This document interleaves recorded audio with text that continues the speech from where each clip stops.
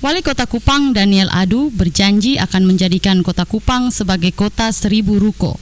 Kebijakan ini bertujuan selain sebagai bentuk upaya memberi ruang kepada investor niaga untuk membangun rumah toko atau ruko agar lebih mendekatkan pelayanan kepada masyarakat dalam hal pemenuhan kebutuhan dasar.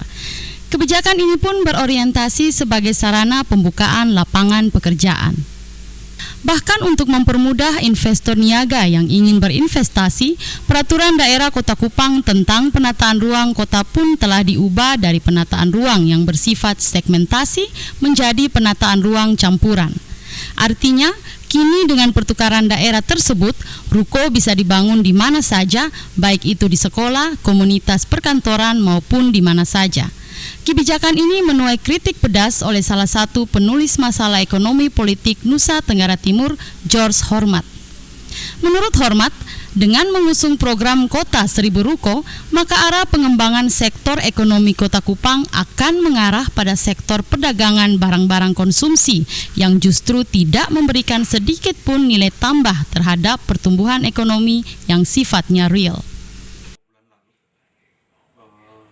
Terus terang saya agak bingung dengan apa landasan yang digunakan pemerintah kota untuk merencanakan pembangunan, yaitu slogan ya, tentu jumlahnya mungkin tidak 1000, tapi itu menggambarkan bahwa arah kebijakan ekonomi pemerintah Kota Kupang nanti itu diarahkan pada sektor perdagangan barang-barang konsumsi, dan ya target 1000 ruko bagi saya sangat aneh, karena kalau kita lihat apa sebenarnya menjadi persoalan pokok Kota Kupang, problem pokoknya bukan saja persoalan keterbatasan lapangan kerja sebenarnya, karena persoalan itu dijadikan dasar argumentasi oleh pemerintah kota setahu saya, tetapi ada satu yang aneh dengan kota ini, yaitu kota ini sama sekali tidak menghasilkan apa-apa.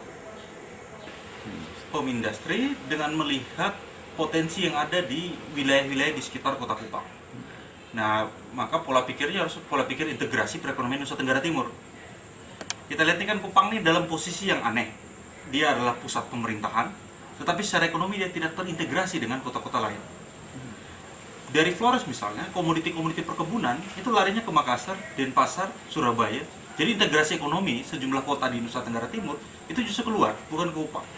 Begitu juga dengan SOE, dengan TPS ya, kabupaten lain, TPS, TTU, dan lain-lain. Kalau kita bicara pengiriman sapi, Kupang hanya dijadikan daerah. Seharusnya pemerintah Kota Kupang memprioritaskan pembangunan sektor home industri yang berbasis pada potensi yang ada di daerah-daerah seluruh NTT, sehingga ada proses integrasi ekonomi antara daerah-daerah di NTT, serta nilai tambah yang lebih bagi perekonomian Kota Kupang maupun Nusa Tenggara Timur secara umum. Jose Asafa, Madika TV.